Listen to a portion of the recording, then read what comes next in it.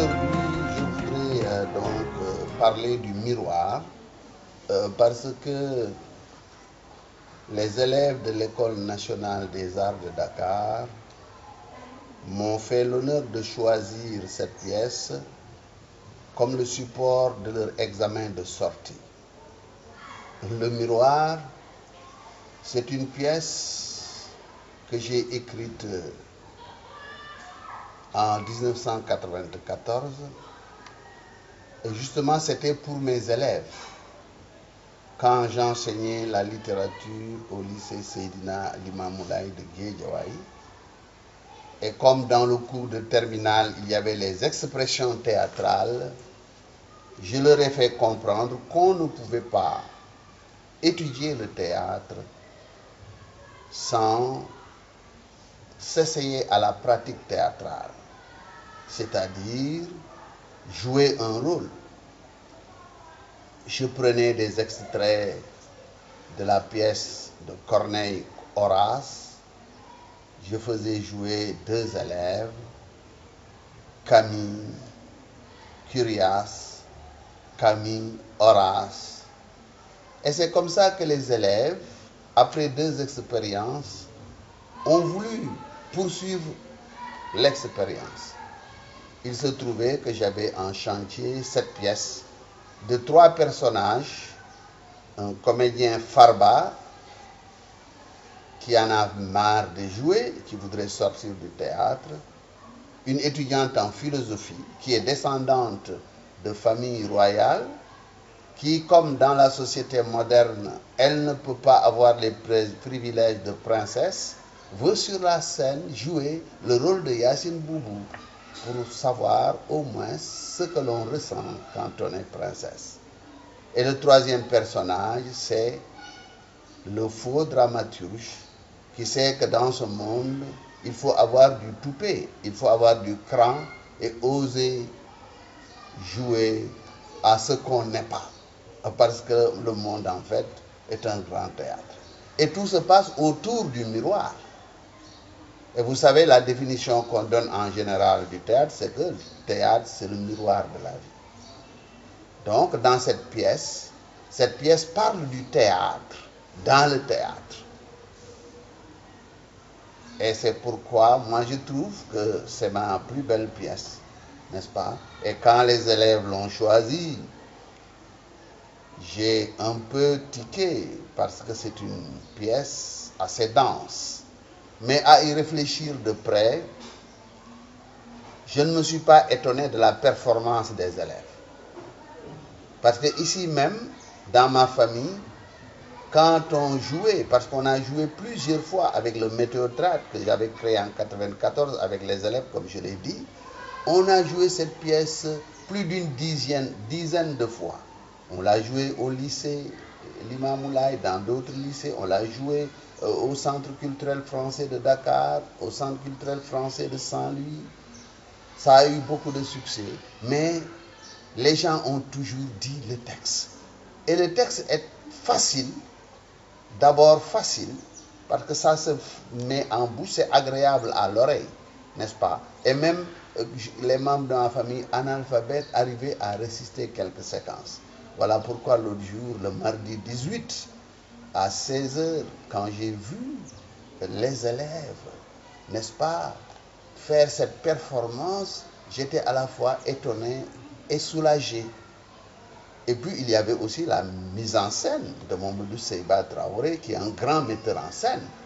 Et comme j'ai mis moi-même en scène cette pièce, j'ai vu la différence qu'il y a quand c'est l'auteur lui-même qui met la pièce en scène et si un autre. Parce que l'auteur, il met son texte à l'état brut, alors que le metteur en scène qui est différent de lui apporte un supplément. Et c'est très intéressant. Donc, voilà ce que je voulais dire.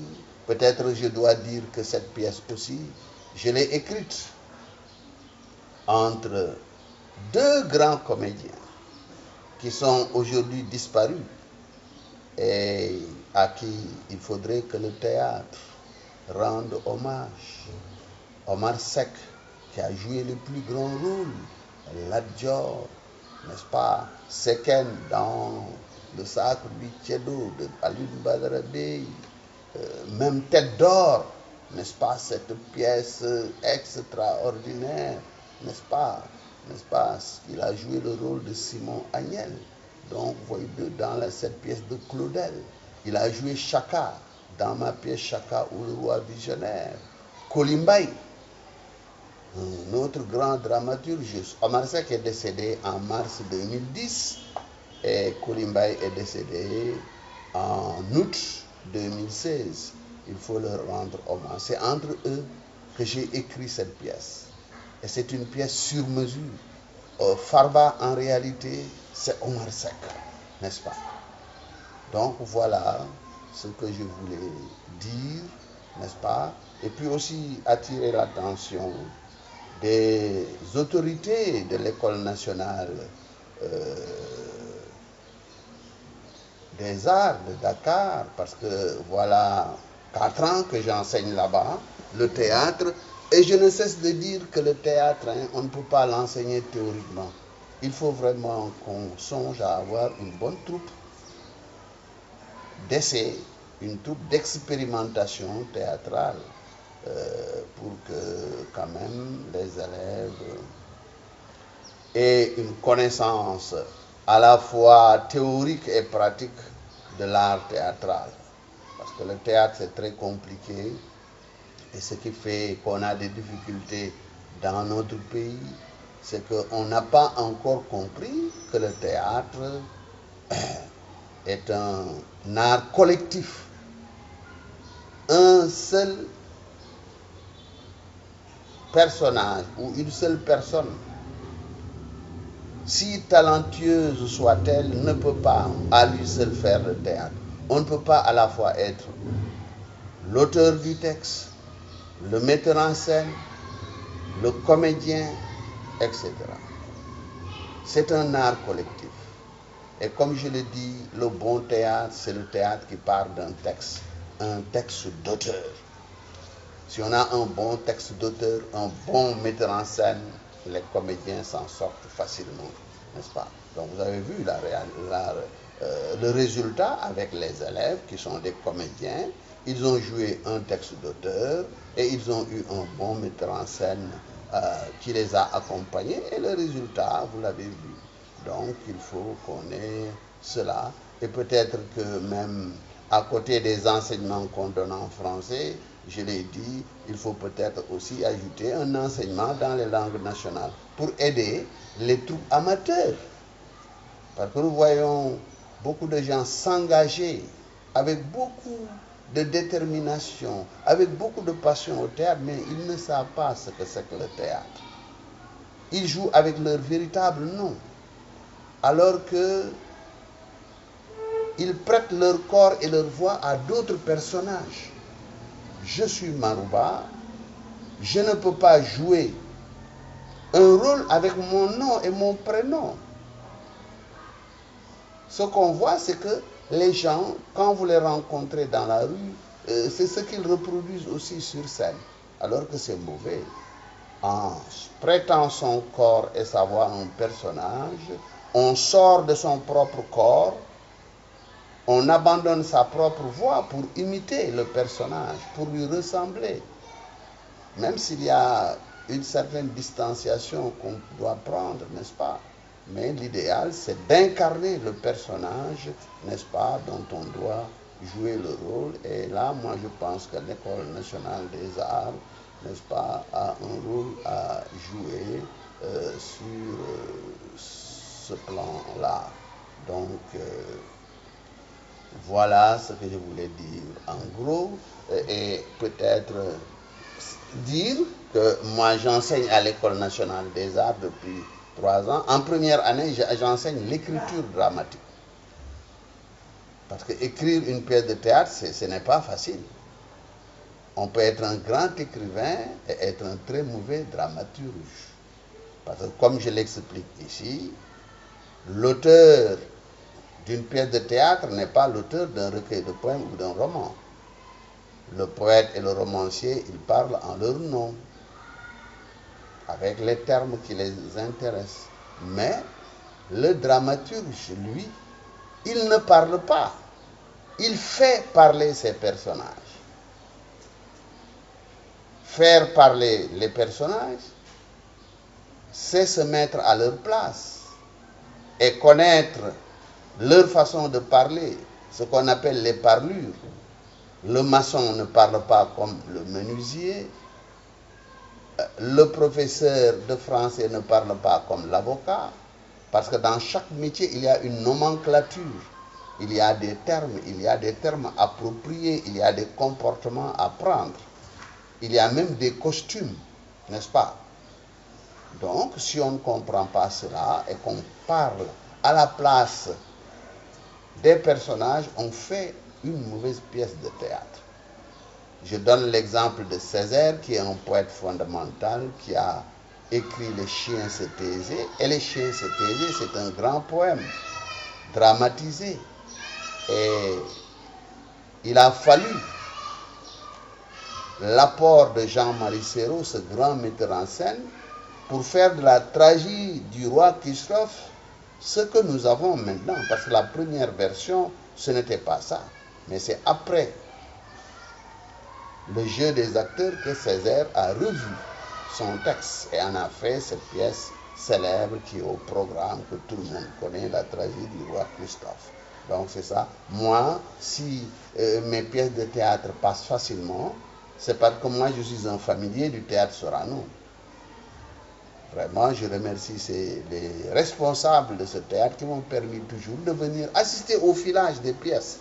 J'étais toujours là quand on jouait, quand les comédiens répétaient. Je connais les coulisses, les jeux de lumière, les déplacements des acteurs et tout. Je sais comment les acteurs se comportent, etc. Donc, en première année, c'est l'écriture dramatique. En deuxième année, j'enseigne le théâtre négro-africain d'hier à demain, parce qu'il faut que nous sachions aussi le cheminement du théâtre. Penser que dans l'Afrique traditionnelle, il n'existait pas de théâtre, c'est une erreur. Et si nous savons cela déjà, nous pouvons puiser dans notre patrimoine dramatique pour enrichir ce que nous avons aujourd'hui.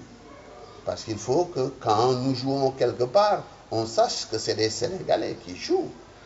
Et dans le passé, nous avions des spectacles que peut-être les observateurs européens ne considéraient pas comme du théâtre. J'en ai choisi 6, par exemple. Il y a le Tahoran, le Baonan, le Simbu, le Kasak, le Khahar, n'est-ce pas?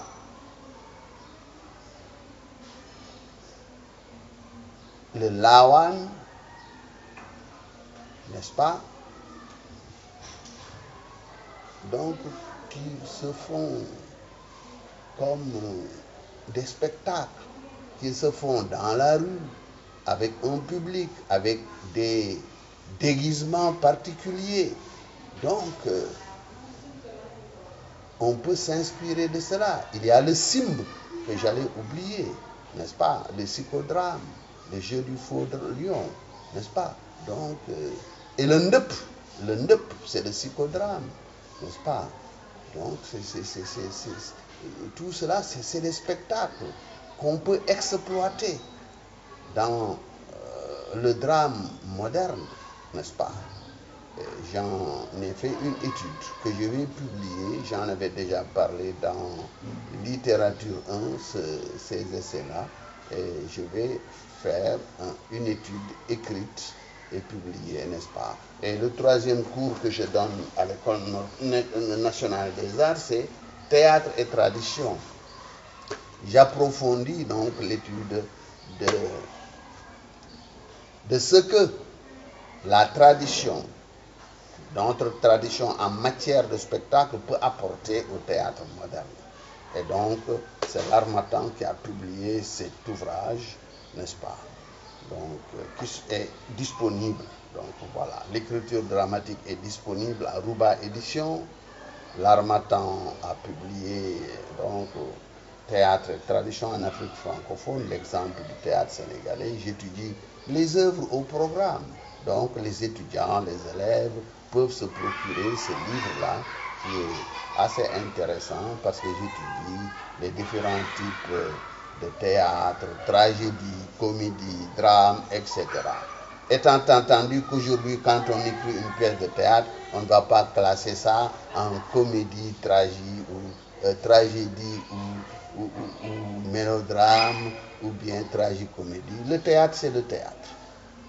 Le théâtre, c'est le théâtre parce que dans le théâtre, il y a tout. Il n'y a pas un théâtre où l'on ne fait que rire, un théâtre où l'on ne fait que pleurer, etc. Le théâtre, comme c'est le miroir de la vie, n'est-ce pas? Toutes les émotions peuvent s'y retrouver. Donc voilà ce que je voulais dire. Et donc, cette pièce aussi, je déclare partout que c'est ma meilleure pièce. C'est ma meilleure pièce parce que c'est la pièce qui m'a permis de jouer au metteur en scène. Ensuite aussi, de jouer un rôle. Parce qu'en l'absence d'un de mes comédiens, j'ai été contraint de tenir le rôle de Farba. Et au Centre culturel français de Dakar et au Centre culturel français de Saint-Louis. Donc vous voyez, cette pièce non seulement m'a permis d'être un homme de théâtre complet, j'écris, mais aussi j'ai mis en scène, j'ai fait la direction d'acteur, mais aussi j'ai enfilé les bottes, la perruque de Farba et j'ai joué pendant plus d'une heure devant une scène et en jouant le rôle principal. Ça m'a permis vraiment, et les Toubabs qui étaient là s'intéressaient à ma diction. Il paraît que j'ai une belle diction. Voilà, je vous remercie.